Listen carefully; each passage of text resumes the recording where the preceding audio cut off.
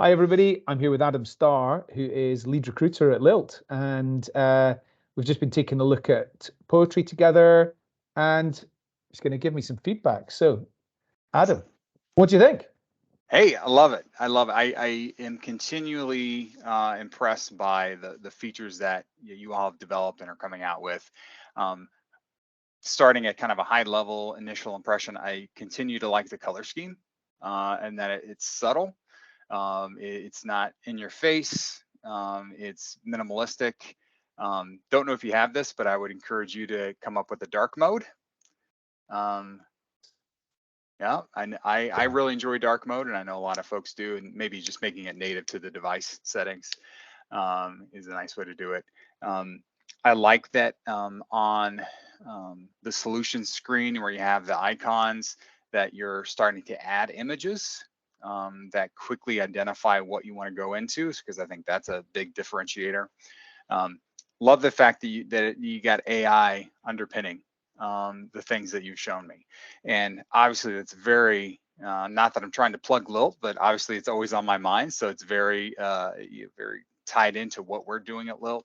Um, and the thing I was thinking about is how are you allowing for models for each customer that's going to be subscribing to your solutions, right? So that the things that AI is generating based on the public domain, how are they becoming smarter and more contextualized for each of your customers?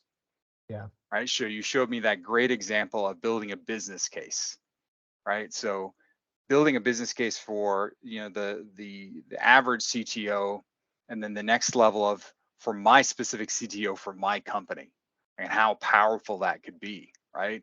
And of course, any of that output they're gonna look at and they say, okay, this is, maybe I'll throw out two of these, but I'll take these top 4 or 5 and really let it inspire me and make it bespoke for what I'm doing for my business case. So that really excited me as well.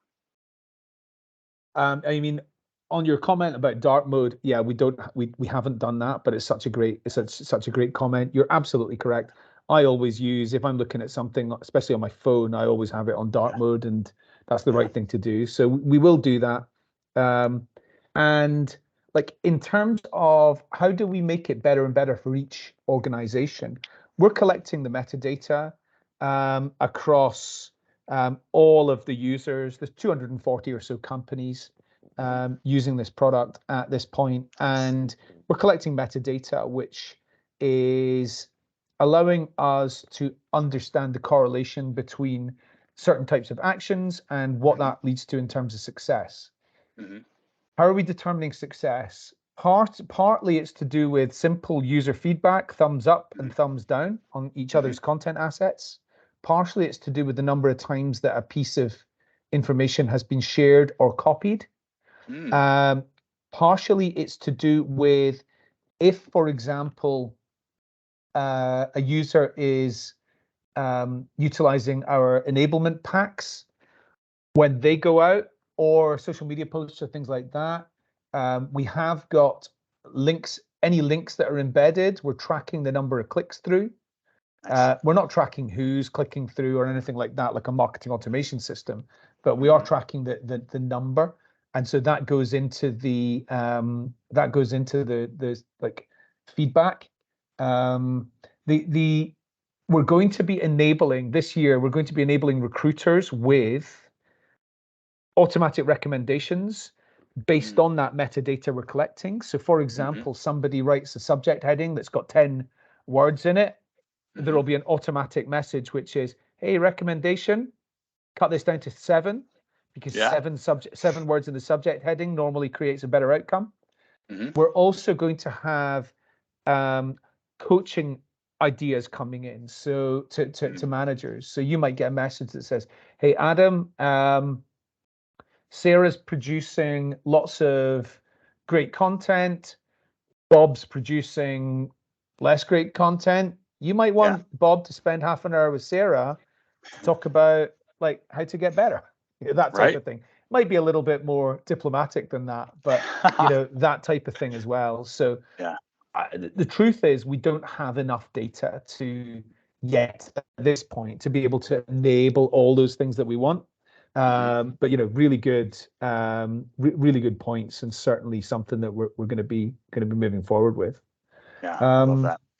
One quick question. I mean, just in general, the whole concept of like bringing lots of things into the one space. Do you think that's something that's valuable, and do you think that that's a trend within tech? I think it is valuable. I can't say whether or not if it's a trend authentically. I can't claim that expertise, but I do have always seen that value for myself personally, and I wish that more technology companies and solution providers would do that. The centralized hub where you can get all of your work done or most of your work done, and you don't have to be going out here and there to all these other tools and opening up tabs. And going back to the comment before about utilization, I love the feature that you showed me from like an admin perspective, where it shows that how much each of the apps, the solutions are being used. Brilliant. I mean, from so many aspects in regards to how powerful that could be. And it also made me think of, how to auto reorder or the boxes, the solutions based on usage, right? For the entire team, but also for yourself as an individual user. Yeah, another great one. So we are deliberately there are some really good ideas around that, and a few people have mentioned it would be good if I could have my favorites at the top, pinned up at the top. It would be good if I could reorder the boxes, but there's a lot of other people who there's a lot of benefits in standardization, and right now the tiles are all ordered A to Z, marketing, operations, learning, tools, and then ordered within those solution groups, ordered A to Z. So for finding them being A to Z is pretty useful. We will absolutely allow people to customize their desktop. At this point, every organization, at the central management level, controls what tiles they're enabling. But at this point, it's for everybody, and there's only one configuration. So we will allow more flexible options in that. We'll get to it. It'll happen in Q1.